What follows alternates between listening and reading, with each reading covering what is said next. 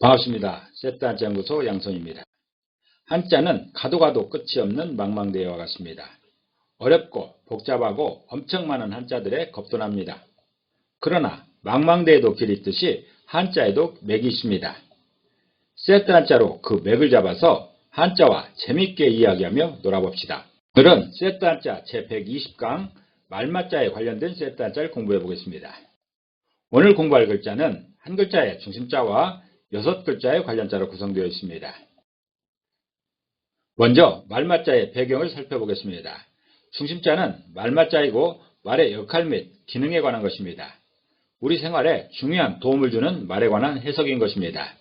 세트 한자 120강에서는 우리 생활 및 또는 전쟁에서 말의 역할과 기능에 대한 설명을 할 것입니다.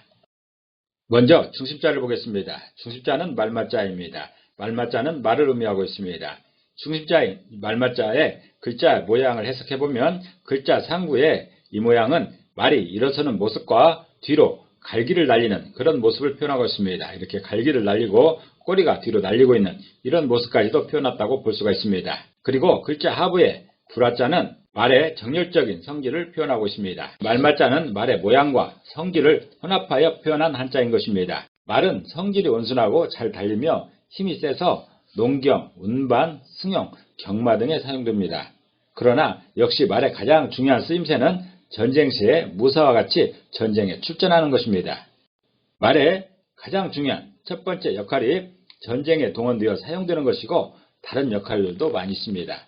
이런 여러 말의 역할들을 기억하면서 관련자들을 살펴보도록 하겠습니다. 첫 번째 관련자는 달릴 기자입니다. 달릴 기자는 달리다라는 의미가 있죠.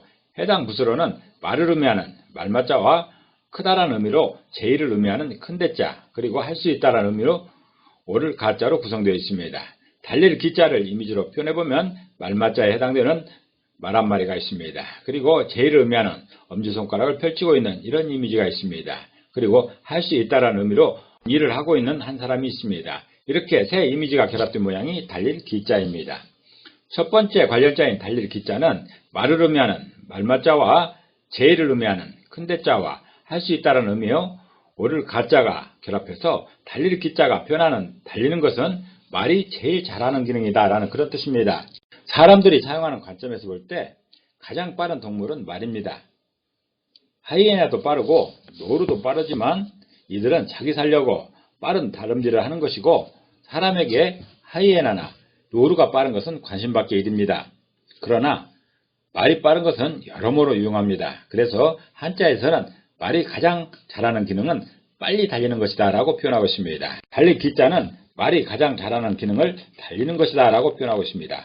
두 번째 관련자는 몰구자입니다. 몰구자는 몰다라는 의미가 있죠. 몰다라는 말은 어떤 대상을 바라는 방향으로 움직이게 한다라는 그런 뜻입니다. 다시 말하면 그 대상은 그쪽으로 스스로 가고자 하지 않지만 어떤 목적에 따라 그곳으로 억지로 가게 하는 것을 몰다라고 하는 것입니다. 해당 부수를 보면 말을 의미하는 말맞자와 감추다, 가두다라는 의미의 감출 해자와 물건이나 품성을 의미하는 물건 품자로 구성되어 있습니다. 몰구자를 이미지로 표현해보면 말맞자에 해당되는 말 한 마리가 있습니다. 그리고 물건, 품성을 의미하고 있는 오리 3마리가 있습니다. 오리에게도 나름대로 품성이 있는 것이죠. 그리고 감추다라는 의미로 쇠창살로 감춤을 표현하고 있습니다. 이렇게 세 가지 이미지가 결합된 모양이 몰구자입니다.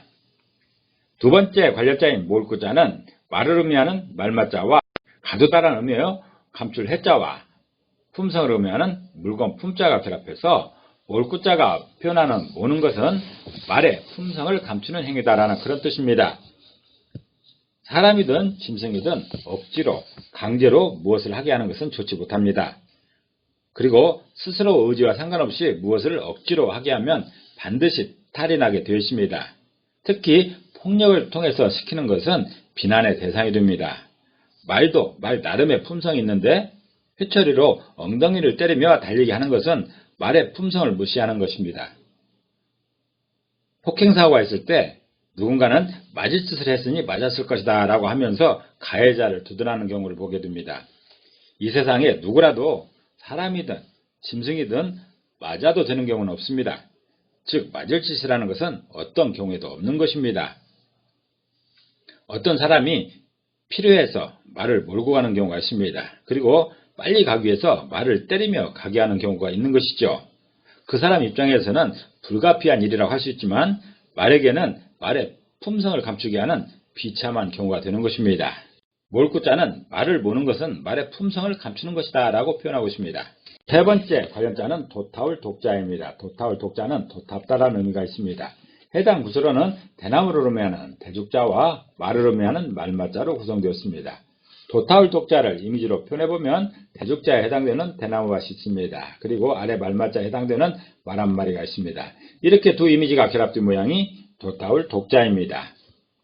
세 번째 관련자인 도타울 독자는 대나무를 의미하는 대죽자와 말을 의미하는 말맞자가 결합해서 도타울 독자가 표현하는 도탑다라는 것은 말을 대나무밭에 쉬게 하는 것이다 라는 그런 뜻입니다. 말의 가장 중요한 쓰임은 전쟁에 동원되는 것입니다. 전쟁이 치열할수록 말의 역할은 커지는 것이고 무사와 함께 생사를 넘나들게 되는 것입니다. 무사에게 말은 곧 자신의 분신이나 마찬가지인 것이죠. 이 세상 누구보다도 의지해야 할 그런 대상이 바로 말인 것입니다. 그래서 무사는 말과 돈독해져야 됩니다. 돈독하다는 것은 사랑이나 인정이 많고 깊은 것을 말하는 것인데 그런 깊은 신뢰가 없으면 무사와 말의 생명은 위태롭게 됩니다. 그런 말과 돈독해질 수 있는 기회가 언제겠습니까? 바로 쉴 때입니다. 휴식을 취할 때인 것이죠. 작전을 세우기 위해서 쉴 때도 있고 위급한 상황에서 잠시 피할 때도 있습니다. 이때 말은 지쳐있고 헐떡이는 숨을 진정할 수 없을 만큼 힘들어하는 것이죠. 이럴 때 무사는 말을 어디로 데려가는 게 제일 좋겠습니까? 잠시 쉬는 때 가장 좋은 장소를 선택하는 게 중요할 것인데 시원한 바람도 불고 또 너무 비좁지도 않고 가장 중요한 것은 말이 지금 현재 헐떡이고 있기 때문에 그 헐떡이는 숨을 몰아쉬고 있어도 괜찮은 그런 곳이어야 됩니다. 사람처럼 입을 틀어막고 숨을 참을 수가 없는 것입니다. 전쟁터에 이런 곳이 어디 있겠습니까? 바로 대나무밭입니다. 광활한 대나무 밭에 들어가면 우선 시원합니다. 그리고 댄잎 소리에 적당한 소음도 막아주고 수많은 그 대나무로 인해서 적들에게 들킬 염려도 적습니다. 말이 휴식을 취하기에 최적의 장소인 셈입니다. 이런 곳으로 말을 데려가는 무사는 말에게 돈독한 마음이 있다는 증거가 되는 것입니다. 도타울 독자는 대나무밭으로 말을 데려가서 쉬게 하는 것은 돈독한 관계의 증거다라는 그런 표현을 하고 있는 것입니다. 네 번째 관련자는 멍에가짜입니다. 멍에가짜는 멍에를 의미하고 있습니다. 멍에는 수레나 쟁기를 끌기 위해서 그 말이나 소의 목에 얹혀놓는 구부러진 막대기를 말하고 있습니다. 해당 부수를 보면 더하다, 추가하다라는 의미의 더할 가짜와 말을 의미하는 말맞자로 구성되었습니다. 멍에가짜를 이미지로 표현해보면 더하다, 추가하다라는 의미로 돌을 하나하나 쌓아놓은 이런 돌탑의 모양이 있습니다. 그리고 말맞자에 해당되는 말 한 마리가 있습니다. 이렇게 두 가지 이미지가 결합된 모양이 멍에가짜입니다. 네 번째 관련자인 멍에가짜는 추가하다는 의미의 더할 가짜와 말을 의미하는 말맞자가 결합해서 멍에가짜가 표현하는 그 멍에는 말에 추가된 역할이다라는 그런 뜻입니다. 말이 가장 잘하는 기능은 잘 달리는 것입니다. 그래서 등에 사람을 태우고 경마도 하고 승용으로 사용되기도 하면서 자동차가 없던 시절에는 아주 중요한 이동수단이 되었던 것입니다. 그런데 사람의 입장에서 이 온순하고 말 잘 듣는 말을 그만큼만 사용하기에는 아까운 점이 많았던 것입니다. 그래서 추가한 것이 바로 멍에입니다.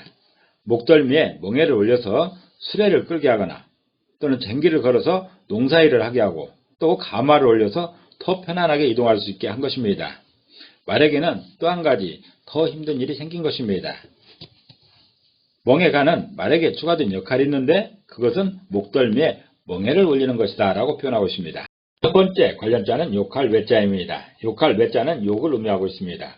해당 부수로는 숫자 넷을 의미하면서 사방 여러 곳을 표현하는 넉사자와 말을 의미하는 말맞자로 구성되어 있습니다.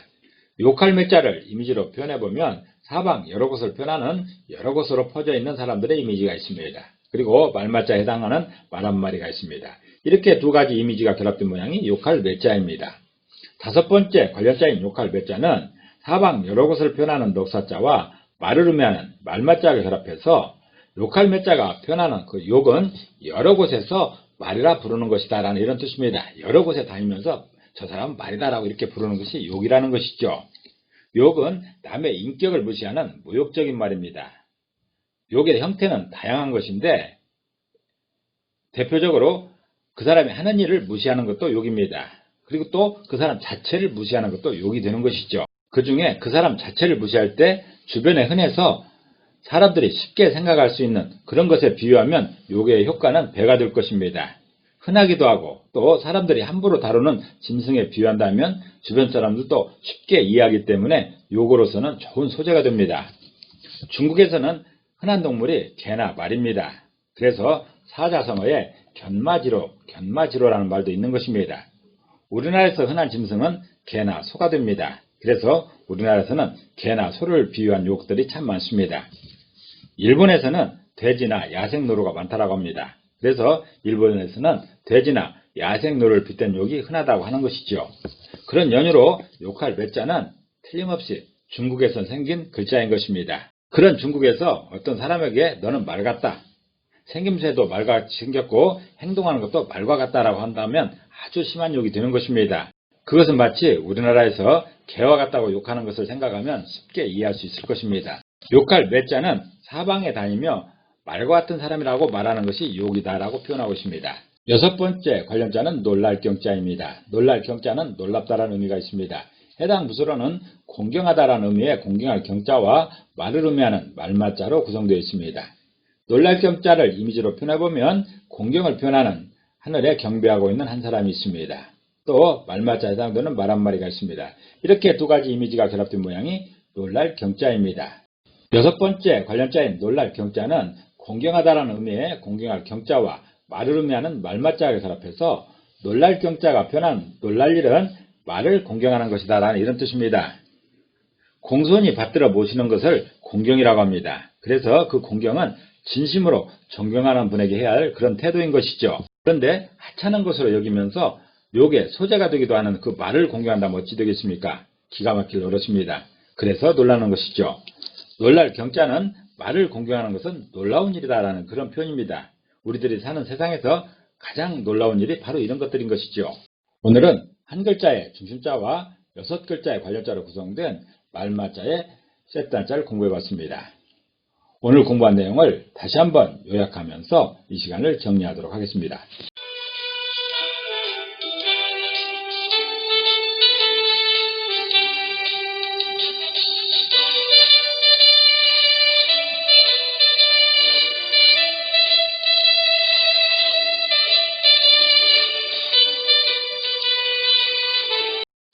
한자는 뜻글자입니다. 그래서 모든 한자에 한획의 의미가 있습니다. 그렇지만 그 의미에 대단한 비밀이 있는 것은 아니고 우리들의 상식에 기반하고 있습니다. 우리들의 상식에 기반하여 이해하고 설명하는 한자 세트 한자였습니다. 감사합니다.